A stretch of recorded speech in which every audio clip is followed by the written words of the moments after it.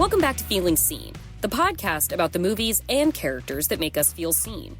We are standing by with an amazing co-host today, a friend and colleague in the podcasting space, Dan Rubinstein.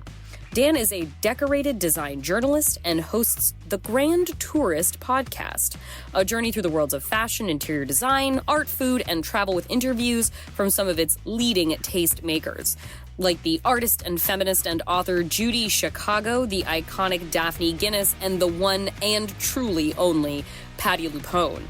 We have a great conversation with Dan about the 1980s coming-of-age film Stand By Me, house favorite among the Cruciolas. There are a lot of characters in this film, so a quick audio legend for you.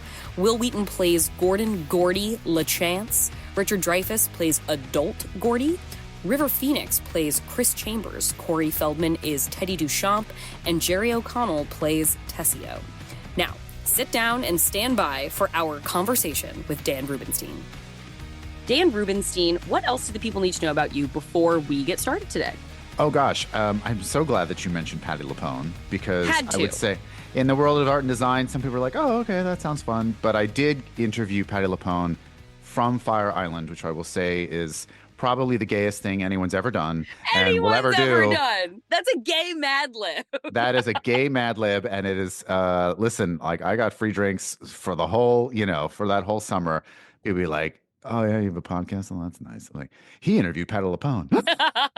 And then I got a lot of gay gasps, and it's been so worth the investment of doing that. But I'm a art and design and Shelter magazine veteran, and somehow during the pandemic, lost my job when Departures folded, started the podcast as a fun experimental project to do like one season. I was like, oh, I'll do one, hopefully not too embarrassing. And then next thing you know, it became a full-time job for me. So I'm on season 11 now, planning season 12, recording for season 12. We're planning our first print issue of the magazine, so to come out in the spring. And that's a whole other story, but it's a grand adventure. And I've done 120 episodes at this point. So Patti LuPone was definitely a curveball. But that's the great thing about having a podcast. You can just invite anybody you want. At the end of the day, that is absolutely true. Our lives run a bit parallel in that regard. I also lost my job in journalism proper in 2020 with the pandemic, and that is when I started podcasting as well. There you go. And one of the great things about podcasts is that sometimes you get to talk about things that you don't normally get paid to do. And normally I've done everything from a cruise to Antarctica, how to buy island real estate or retire to Italy, 5,000 architects, designers, collectors. I think I've had a billionaire on, and definitely had a real estate magnate. No, wasn't Trump, but close. And but I've never got to talk about a film like this, so I'm really excited to talk to you today. Well, okay, yeah. So Stand By Me is the movie, and you mentioned Will Wheaton's Gordy. Stand By Me is a coming-of-age movie contained within a weekend, and it is also it is sort of the first experience of these four boys is how the world works at a greater sense. Like they're at the end of the movie, when they're coming back from this long walk that they've taken to find this kind of terrible thing, they, our narration from Richard Dreyfuss, grown-up Gordy, is like, we got back and the town seemed smaller than it ever had when we returned. I was 12 going on 13 the first time I saw a dead human being. It happened in the summer of 1959, a long time ago, but only if you measure in terms of years.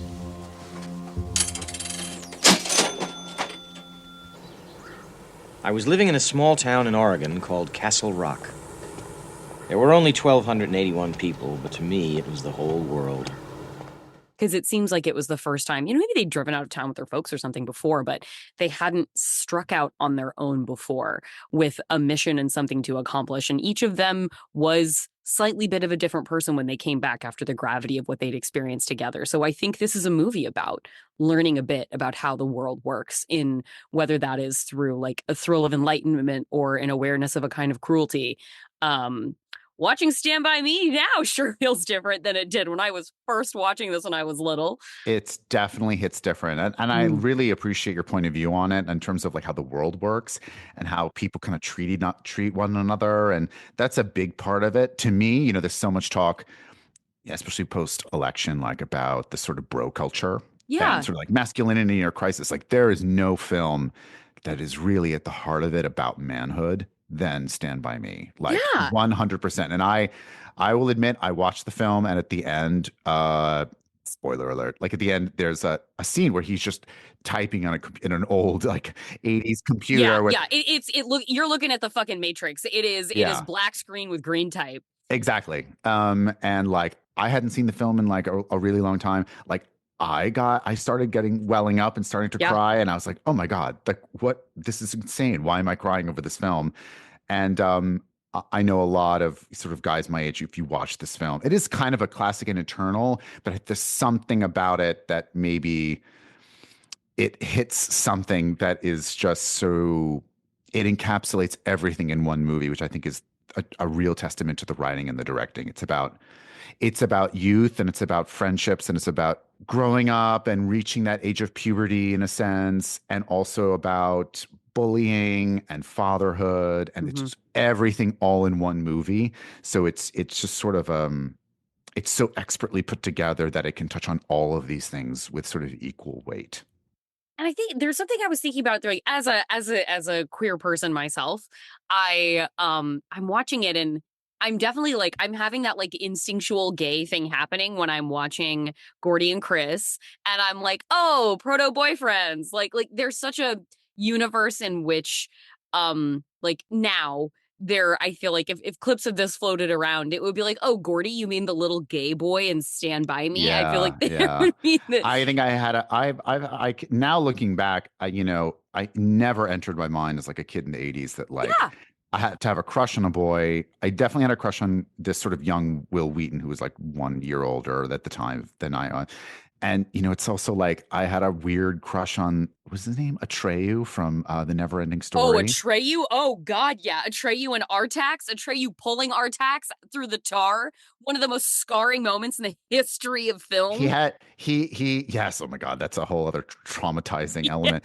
He had like the leather vest and the open shirt and like the parted kind that of beautiful insouciant hair. Oh my God, he was like a kind of a prepubescent Fabio. He was kind of like he was amazing. He was like, and you just kind of like, wow, this is the most beautiful boy I've ever seen. He's kind of almost like a woman. Like it was kind of that's what I remember from But Will Wheaton also, I'm kind of oh yeah, I probably like saw myself in the Will Wheaton character, and of course he goes on to be a writer, and that I completely forgot until I had just rewatched the film.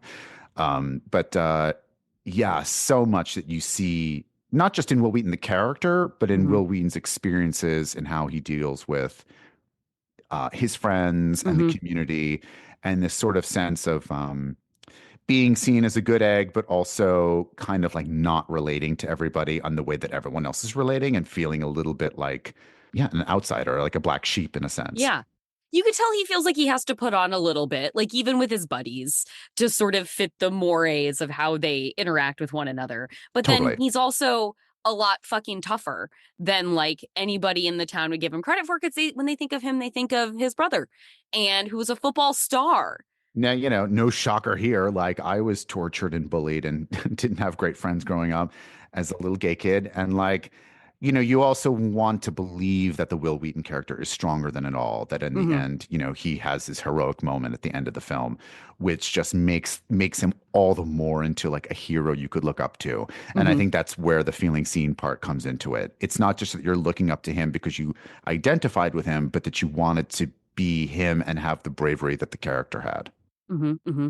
And to the point of like his, there's definitely like to a watcher now, and always to a queer watcher, we have to pick up on the codes everywhere, because for so long we weren't invited to the party, so we had to make inferences as to where we were at the party. And like queer folks identifying with, like queer men identifying with final girls in horror movies, because there's a dearth of final boys, like having to project yourself onto different places where you don't traditionally belong. Like the context of the greater moment of now, the immediate moment of the election aftermath, what we're learning about, like, you know, what you hear about the male loneliness of epidemic, the crisis of masculinity, the manosphere of podcasts and things like that. And I watched this, and much as I want there to be gay characters everywhere, everyone could be gay and I'd be happy about that. I watched Stand By Me and I was like, "Yeah, I'm glad that, like, I want I want young guys now to also have this Will Wheaton character, like this Gordy, to where, like, maybe he doesn't have to be like the little gay boy figuring it out. He can be a tender straight boy. He can be a tender straight boy. He can be a soft straight boy. And he still gets to be a part of these masculine rituals. And he can be different but belong. He can be something outside of what is normative in this small rural town, but he can still have this best friend who's gruffer and tougher than him and ostracized by their local society because he comes from a bad family. And so everybody sees him as a bad kid, but who, like, there's that. I never really clocked as hard as I did the moment in this movie when Gordy's talking about his dad and how maybe his dad's right and writing's stupid and that's dumb. And Chris is like, that's your dad talking. I wish I was your dad. I mean, you could be a real writer someday, Gordy. Fuck writing. I don't want to be a writer. It's stupid. It's a stupid waste of time. That's your dad talking. Bullshit. Bull true. I know how your dad feels about you. He doesn't give a shit about you. Danny was the one he cared about, and don't try to tell me different.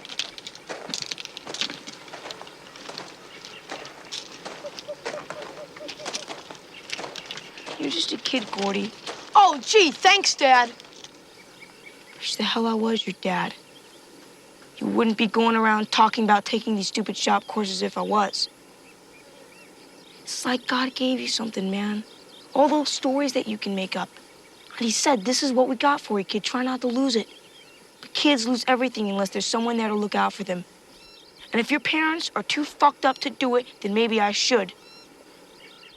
Oh, the River Phoenix character is the real father figure for Will Wheaton. Like, that you got only I picked up now watching it on a second time. We are like, oh, he's not just a best friend. He's the real father figure here. Mm-hmm. The dad is the bully. The dad is the bully, and River Phoenix's character is the actual, like, nurturing father figure, which also kind of like has a little bit of a gay sort of like relationship. Which also brings me to my point that for those of you listening who haven't seen it, it is a period film. Mm-hmm. And so it takes place in, I guess, in the late 50s or... I think it's 1959 in a rural Oregon town. Yes, so 1959, but then the flashback elements happen in sort of the 80s and the sort of what was the current day at the time and all of that. So if you were a young guy, if you were 10 years old or 9 years old when that film came out, that was probably one of the last eras before the computer and digital culture and cable TV kind of really took over. Yeah. So the difference between the lifestyle of like wayward teenage boys in the 50s was not that dissimilar to, let's say, like the early 80s. Like, we were bored. We would like ride around. We're like, what are we going to do for fun? We're going to get on our bicycles and do something. We're going to ride bikes. We're going to ride bikes and go to see a dead body. Like, we're going to go do something crazy. Which for us, the equivalent of seeing a dead body was like, we're going to take a bike all the way to the mall and it's 15 minutes by car.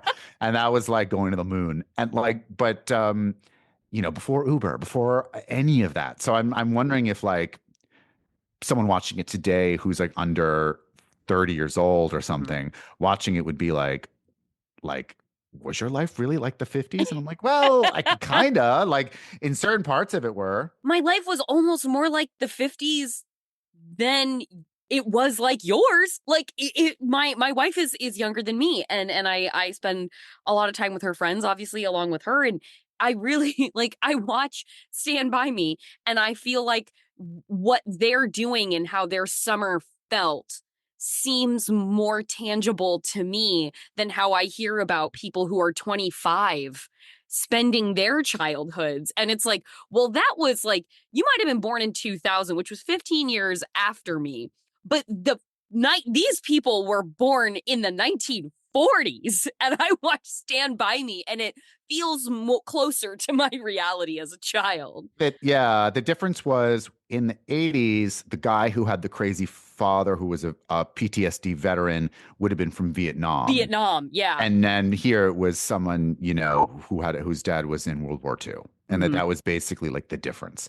And yeah, I mean, even like I forgot that John Cusack played Will Wheaton's older brother, and then understanding the real complexities between the brother being gone and River Phoenix kind of taking over that role, but really River Phoenix is the dad and the father was the bully. Like that I had completely like overlooked. There'll be some scouts at the game tomorrow. I don't know, Pop. Dad, can I have the potatoes? That's what I hear, son. Are you going to see Jane after the game? I think she's a lovely girl. Dad, can you please have the potatoes? Dorothy, don't talk to the boy about girls. Dad. You shouldn't be thinking about girls. This is the biggest game of his life. Dennis, when you're out there tomorrow... Pop, did you read the story that Gordy wrote? Gordy wrote a story. It was really good. What did you write, sweetheart? Now, see? That's what I'm talking about. Football takes concentration. You start in on the girls and his mind's all over the place. Dorothy, I don't know how many times I've told you when I'm making this thought it was point, I great. don't want you interrupting me. Now, you see I'm talking to the boy, don't you? But it's also just to say, like, on just a pure film level, speaking about design and art and everything. Yes. How amazingly crafted the script is and how tight the editing is.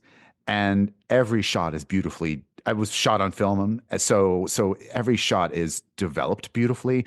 The grass is perfectly green. The light hits the hair of these kids perfectly. Like everything is so picture perfect. And it's such a simple film in a way, like that the scenery and the way it's shot is so beautifully done that I feel like if you made the same movie with the same script today, it wouldn't look the same. The same amount of care into the cinematography just probably wouldn't be there. There's a shocking amount of intimacy in this movie, and with where like Teddy, who really like it, the narration at the beginning of the movie is like Teddy's the craziest kid we hung out with, and his dad is a World War II veteran. His dad seems to clearly suffer from complex PTSD. He's abused. Also, he's abused. His ear. I forgot that they actually gave him a burnt his dad like ear. cooked his ear against a stovetop, and he's really angry. He has this like deep love and protectiveness for his dad, who's been terribly abusive of him, and like the way that Chris looks after him is he knows he has to look after him different than he looks after Gordy, but like the sensitivity that punctuates this movie amidst the like punching each other and wrestling in the dirt and making dirty jokes does feel like the kind of boyhood that I feel like is not as proliferate in like narrative as we used to get it. And it like I have to feel like that kind of has to be part of like a disaffection of like what, like, where do we get boyhood that can be this? Like, I don't know. It feels like we lost the good stories. It feels like we've lost the good kid stories. Yeah, the way that it's written, it feels 100% authentic in that they're not always nice to each other. Yeah. But they're not unnecessarily cruel either. That they kind of like walk that line of how boys actually interact. Oh man, you guys are not gonna believe this. This is so boss. Oh man, wait till you hear this. Wait till you hear this. You won't believe it. It's unbelievable. Let me catch my breath. I ran all the way from my house. I ran all the way home. Come on, you guys listen to me. This is boss. Come on. Sorry. Okay, forget it. I don't have to tell you nothing. Hold on, you guys, hold on. What is it, man? Okay, great. You won't believe this. Sincerely. I ran all the way home. Screw you guys. Forget it. What is it? Every once in a while, you'd be like, okay, I don't think they would respond to this with the same level of maturity that River Phoenix's character does. Yeah. But I think the weird way that this also dovetails with sort of queer themes is that, Will Wheaton's character, Gordy, he is more mature with a more mature skill set than all of his friends. He's the writer who can tell actual good stories. And so while other friends were like, they had that funny conversation of like, who could beat up Superman? Is it Superman or Mickey Mouse? Like they're having these kinds of conversations, whereas like Will Wheaton is developing whole narratives, and he seems to be a little bit more the quiet, more mature for his age one. So like me, I also like I didn't have any brothers or sisters growing up, so I was used to just like existing in a room full of Yeah. adults. And so for me, that's what I saw in him. And there's a kind of element of like, and recognition from River Phoenix's character to be like, no. Like right now, like you're maybe on the lowest part of the totem pole in terms of our friend of this gang, but we recognize that one day you're going to go off and have like you have the potential to have like a life outside of town. And then River is like, I'm going to be stuck here forever. And then Will has to kind of return the favor to be like, you can do whatever you want. And you learn that actually does happen. And then he becomes a lawyer and all this stuff and has a tragic passing at the end. But there is this kind of like, that's a big part of the feeling scene. Part of it to me is this idea that Gordy was a little bit out of place amongst his friends for his maturity level. And I think if you're gay, you kind of like those two things. That's a Venn diagram in I think in most gay kids like upbringing, especially gay boy upbringing. Reminds me of that SNL skit of Wells for Boys. Wells for Boys, or Fisher Price, whatever it is. Yeah.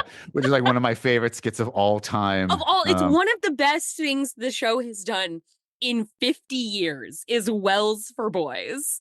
Yeah. Oh my gosh. And the whole lard ass scene too.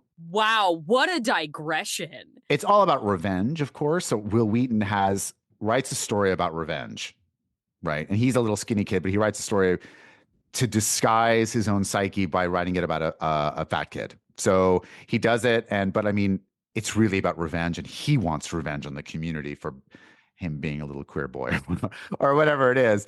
Although, the character is, as he grows up, he's married, he has kids, and, since the queer never enters the conversation. Yeah, we're assuming since it's 1986 when this movie comes out that that's a wife. But like, again, the headcanoning that we do as a community. The sequel is Richard Dreyfuss comes out as gay and has to come out in the 90s. And then he remembers his college years where he like fell in love with and then he becomes a writer in the new queer cinema movement. And then, yes, that's the sequel. He hangs out socially with like Todd Haynes, of course. Totally. I think that's the sequel. Richard Dreyfuss writes a memoir about how he came out in the 90s when he already had kids, and it's about his first crush in college. Because like obviously he's writing this memoir of like this one weekend. It's like, well, the sequel is him writing a memoir of another weekend of another kind at a different point in his life. Exactly. Hello. There you go. Stand by. Us. We will have more with Dan Rubinstein on Stand By Me. Then at the end, I will have one quick thing before I go about things you can do to support guests of feeling seen.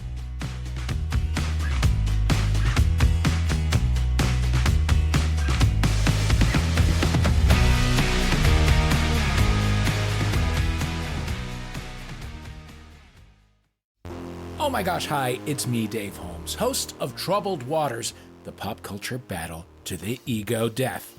Okay, everybody, word association with Troubled Waters. First one to fumble loses. Go. Comedy. Panel show. Guests. Celebrities. Games. Oh, sound rounds. Improvised speeches. Puns disguised as trivia. A very niche Flash Gordon clip. Chapel Rowan. Oh, no, Riley, I'm sorry. She will not return our phone calls. I am afraid you're out. A girl can dream. Oh, but dreaming will not earn a girl any points.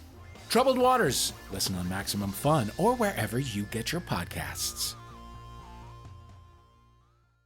I'm Yucky Jessica. I'm Chuck Crudsworth. And this is Terrible, a podcast where we talk about things we hate that are awful. Today we're discussing Wonderful, a podcast on the Maximum Fun Network. Hosts Rachel and Griffin McElroy, a real-life married couple, discuss a wide range of topics: music, video games, poetry, snacks. But I hate all that stuff. I know you do, Yucky Jessica. It comes out every Wednesday, the worst day of the week, wherever you download your podcasts. For our next topic, we're talking Fiona, the baby hippo from the Cincinnati Zoo. I hate this little hippo.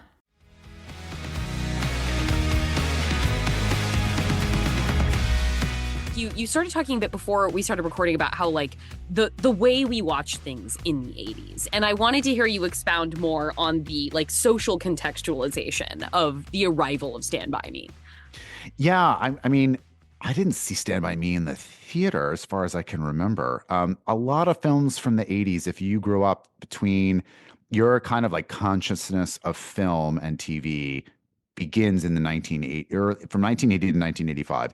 And if you were fortunate enough to be in a household that had HBO, the only cable channel you could have that had film, and this is like we didn't even have remote controls for our cable box. So literally it was like it kids gather around the fireplace. There was a big brown box and each channel had a button. So it wasn't even like a digital thing. It was an analog controller with a big brown wire, plastic wire that would go to your cable. And you would chung, and then that would kind of activate the one channel. And there was only like 60 channels.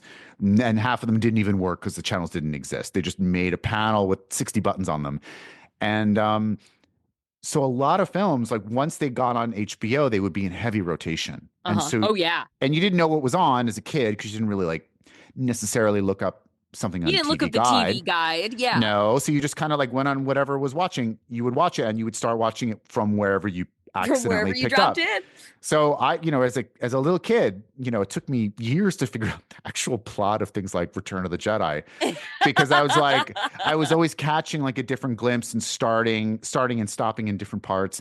And Stand By Me was something that I had seen in bits and pieces, right? I'd seen it in and I had to stitch it together. And so there's a kind of and you'd watch it alone. And so any kind of uncomfortableness or intimacy, there was never anyone in the theater or a friend watching it with you. You really were just you kind of intuited different things on your own. You would watch things on your own that maybe you shouldn't have watched on your own. There's so many 80s movies that are so inappropriate now that we look back. Stand By Me is one of the things that really holds up. Like I would show my kids, if I had kids, I would show them Stand By Me and be like, watch this film. Yeah. But like Weekend at Bernie's, like, I don't know. Mannequin, which is also one of those films that people forget to talk about, but it's the gayest thing ever. One of my all-time favorites. My first touch point of like a gay character on screen was absolutely Hollywood. Yeah, anything like Michael J. Fox, like all that stuff, like, oh God, Short Circuit. Like there's so many. Batteries not all included. Like heavy rotation, or any Whoopi Goldberg. The queen of the 90s. All of my what does a funny person sound like? It's like Whoopi Goldberg and Tom Hanks in where he's renovating a house. Money Pit. 2 weeks. It'll be 2 weeks. 2 weeks is the best. I think about now that I work in the design world. When someone's like, it'll take only like 3 months, and I'm like, 2 weeks. Yeah, and it's not 2 weeks. It's 9 months. Please be honest. Really, even the way that you pick up midway through, you would miss certain plot points. And if something scared you, you just kind of gritted your teeth and you would be blindsided. Things weren't filtered as of like a kid, taking your kids to a theater, and everything is like rated properly. And there's this kind of like, also we have to have a brief moment for the abject horror of a teenage boy and the scene, which now I look back and think was the dumb scene, but the scene of Chopper Sick Balls. Hey, you kid, what are you doing there? Come over here. You, come back here. Come back here. God damn it, I'll stick my dog on you. Run, Gordy! Chopper, sick him, boy. Now he said sick 'em boy, but what I heard was Chopper Sick Balls.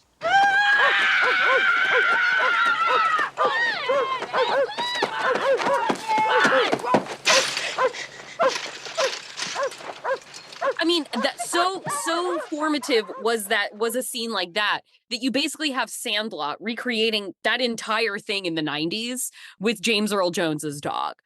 Absolutely. And then of course later on there's the leeches scene. Yeah. Which is also like kind of the weird. So in the film, for people who haven't seen it, they decide to take a shortcut and wade through what they think is just a puddle, and it's actually they all get wet and they're in a swamp, and they're kind of like wading through it, and they get out and they're like, "We made it, yay!" And then they realize that they're covered entirely in leeches. They my God! Then in a weird way, which today you would be like, "Is this okay?" They all strip to their Yeah. underwear and they're pulling leeches off one another's bodies. And then they're like, oh, I think we're all okay. And then Will Wheaton's character looks in his underwear down at his privates. And then he's freaked out. And then he knows he has to pull the leech off of his package. Yeah, He goes in, he pulls it out. His hand, he throws it away. His hand is in blood. He passes out. And then they kind of like, have to like slap him and like wake him up later. And then he's kind of shell shocked because something was on his dick. Gordy, man, are you okay? Gordy! Can you hear me? Okay. Gordy, are you there? Maybe he's dead. He's not dead. He's still breathing, you idiot. Well, I don't know. Hey. It's cool, you guys. He just fainted. 40? God, I never met anybody who fainted before. Maybe he made a bad mistake and looked at your face. Shut up, Teddy. You okay, Gordy? Yeah. Let's go. They're kind of like weird, like for a movie about manhood to have a kind of like two horror scenes related to something's going to touch your penis is kind of like to a 12-year-old boy. It's kind of like that was downright scary to me as a kid. I remember watching it. Yeah. Did you have did that set in like a phobia of standing water of any kind? Oh, totally. Now that I think about it, I'm like, who ever heard about leeches? But like that was, I mean, if you grow up where I did in Long Island, New York, like no, leeches were not necessarily a big issue for you. And also there was this idea of like it being a summer film about what happened over a summer before they go off. I think it's to junior high. Junior high, yeah. And they know that their world is going to change, but they haven't quite gotten there yet. So it's this sort of twilight period of their youth. And it just all feeds into this idea of impending manhood, right? It's junior high is a kind of it's a stand-in for or metaphor for puberty, basically. Now, what do you think of like that kind of that closing line of Richard Dreyfuss's like writing on this of grown Gordy when he says like he caps off writing about the weekend before he goes out and he like takes his son and his son's friend. It seems like it looks like they're gonna go swimming. They got towels around their neck, and the last line he writes is like, I took a photo of it. Yeah. Oh, good. Thank God. We need the exact line because I can do a summation, but we need the exact line.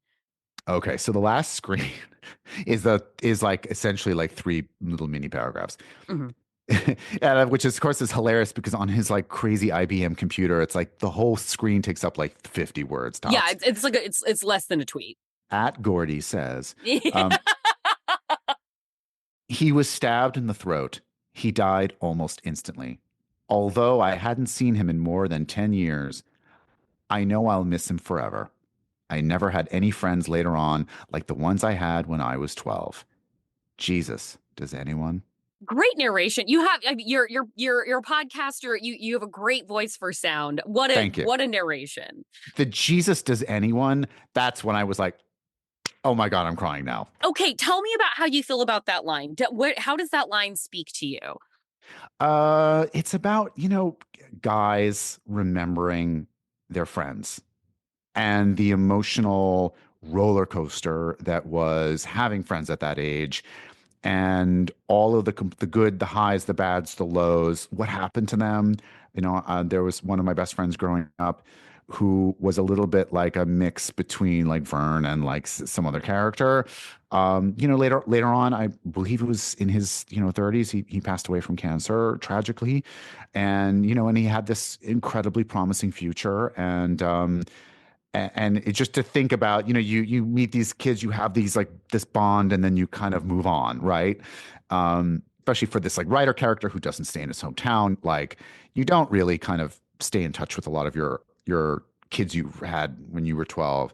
So it's not, and I also think it's not just about nostalgia for the friends, but it's nostalgia for who you were when you were 12 and the world that you had when you were surrounded by being 12.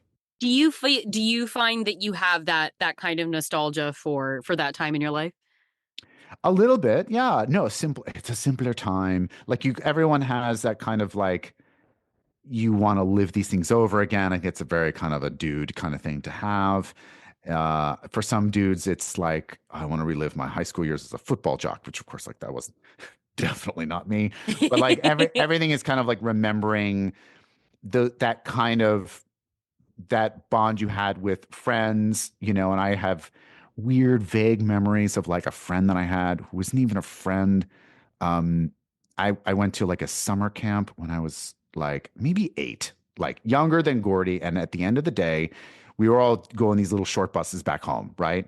And to organize everybody, we went to this like big gymnasium because it took place at a college near me. It was where everything was held, and you would kind of sit in circles on the floor in these little like pods of boys, and that's who went in a bus to go somewhere else. Got it. Right? Okay. That's how we were organized at the end of the day, and corralled so that we were all got in the right short bus. And my group that I was in this like weird class for like misfits and pre-gay children, which was like it was like athletic camp. There was athletic courses for like kids who weren't good at sports because either they had ADD or they were just too freaking gay, and Yeah. I was in one of them. So like, and I remember they would like force you to do sports that you couldn't do, and in this little pod of like once a day in one summer, though I maybe met this kid 8 times, was this like little boy whose boy was my age. He had some sort of developmental disorder. He was extremely thin, a blonde, and he was like the sweetest boy in the world. And I kind of felt like when I talked to him that like he actually would talk back to me. He was like, I didn't have any friends in the summer camp but for crazy misfits.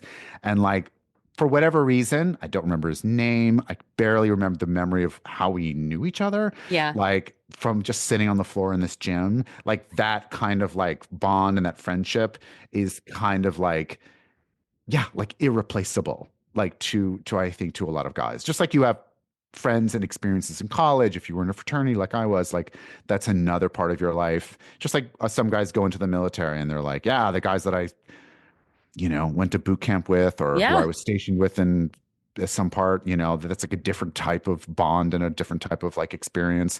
So yeah, there's something that Jesus does anyone like, and also he's a writer and I'm a writer in a sense. And like, so there's a kind of, like you kind of go like, God, like, yeah, it's just, I don't know why, but that's part of the magic of this movie.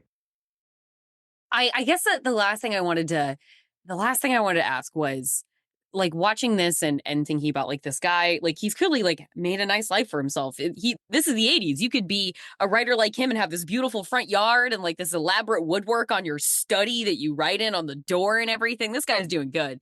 And I was watching it and like thinking of like sort of the relationship with nostalgia, and I don't love the movie The Worst Person in the World. I thought it was fine, but I was very heralded. But there was the scene in it in which the protagonist, female, she's talking to an ex-boyfriend of hers, and he's older than her, and he's talking about how he really settled into like the things that comforted him and that really like the pop culture kind of that raised him, like the movies and the music, and he's kind of turned himself off to new things. Like at a certain point, he kind of started calcifying into what made him who he was. And then he stopped being interested in what was making people who they were in progressing throughout your life. Like, do you find yourself drawn toward those things that were developmental for you? Or do you keep an eye pushing forward onto what is coming next? I think in my own life, I've always been like pushing forward. Like when I was in college, I just wanted to get out and I wanted to start working right away. And when I had my one job, I wanted to get to the next job that was even bigger. And so, but now that I'm at this new phase in my career with The Grand Tourist, and when I interview people, one of the things that I ask almost every guest that I have is usually questions they almost never talk about with anyone else in the world of art and design or collecting or luxury or style. Is I'm like, what did your parents do? Like, were you a good kid? Like, was it a strict household growing up in Bavaria, with like 2 lawyers for, oh, you grew up in a recent guest of mine, Frida Escobedo, who's I was listening to that episode right before we started recording. Mexican architect. She's doing one of the new wings at the Metropolitan Museum in New York. She's like incredibly successful for being very young. She's a super lovely woman and super, super talented. And I was like, yeah, you grew up in the 80s in Mexico, which was kind of like a very dangerous time if you were like middle class. There's a photographer that I had on the podcast recently, who grew up formative years in the 70s and 80s. Like some of his first photo assignments for Interview Magazine was like shooting the original cast of SNL. Wow. In the kitchen of a restaurant that he used to frequent that was very popular at the time. And like he drove a cab, and then he picked up a woman, and the woman happened to be Diana Vreeland, like of Vogue magazine. Wow. And that's how he got his first assignment at Vogue and that kind of thing. And how he met Diana Vreeland, and all of these like early life stuff I find really fascinating, and also very relatable for anyone listening. Because sometimes, when you're an artist or a designer, you're a fancy person and you become really famous, they just want to, this thing and what your life is like now. And but there's something grounding and very kind of disarming about, at the end of the day, we all had parents, right? We all had an upbringing in some way. We went to school somewhere. Yeah. We made a decision that we shouldn't have done. We went down a road we shouldn't have done. And that's another thing that I think a lot of my guests have had in common that are really successful as creatives, is that a lot of them kind of are like, yeah, and then I was 20 and I decided to go be a monk for 2 years in the middle of nowhere. And I traveled across India on foot, and then I came back and happened to knock on the door of a famous photographer, and I asked if I could just work for him for free for a month because I was hungry. And Jesus, wow. And I think movies like this, like Stand By Me, get to unlock that magic in everybody, because so many people can watch a film like this and be like, wow, like, Jesus, does anybody ever have every kid is you develop who you are. Your brain is still malleable. Your personality is still malleable back then.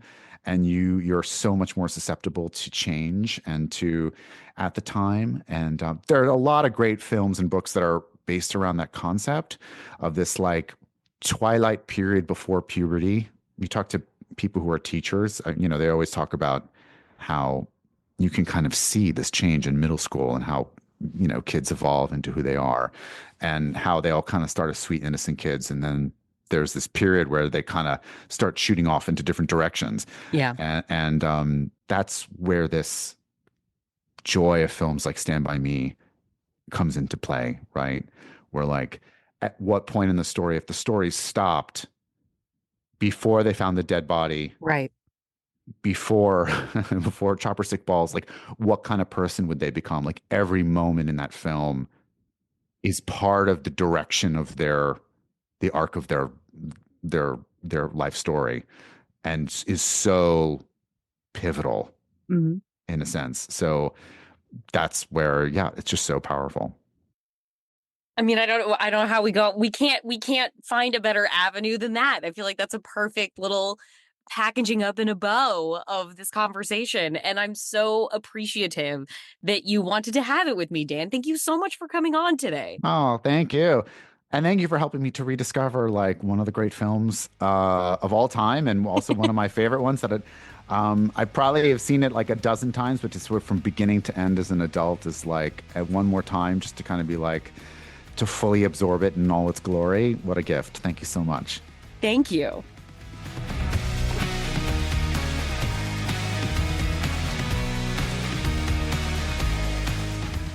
Thank you again to Dan Rubinstein for sitting down with us. You can listen to Dan's podcast, The Grand Tourist, wherever you prefer to listen. We will post a link in the show notes to his podcast, of course. And now, that one quick thing before I go.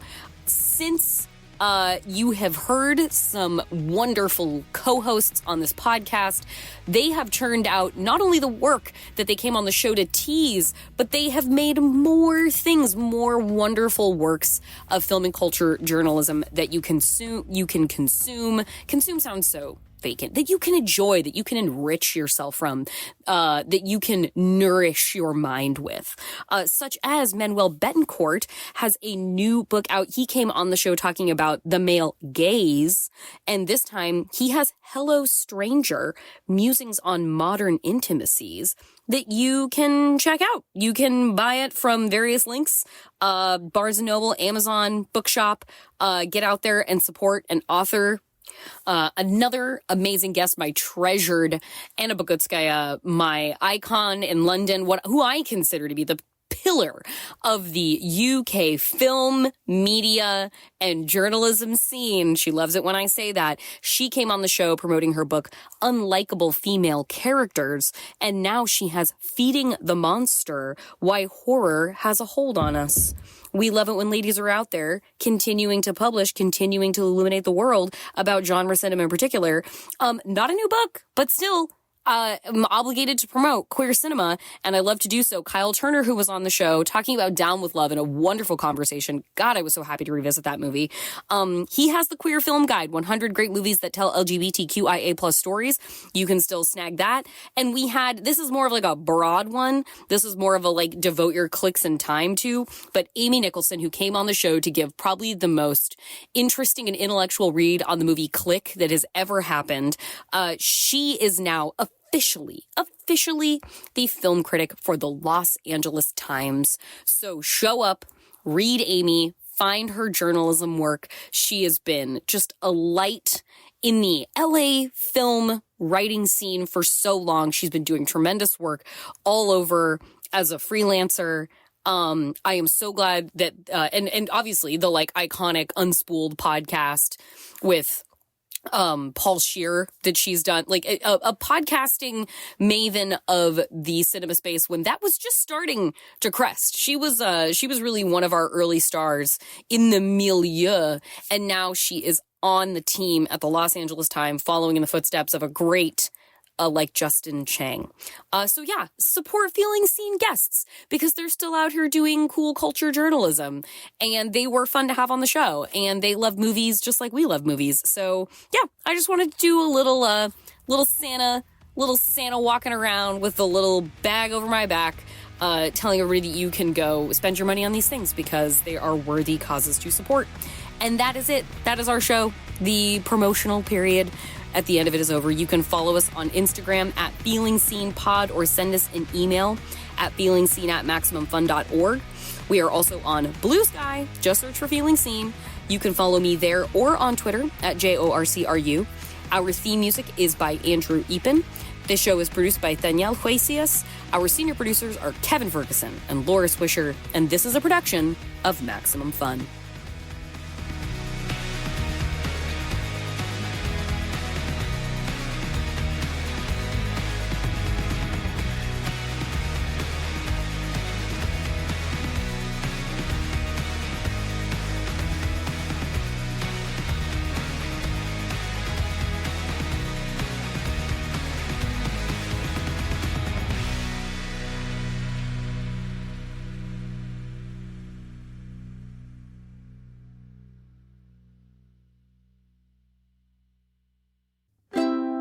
Maximum Fun, a worker-owned network of artist-owned shows. Supported directly by you.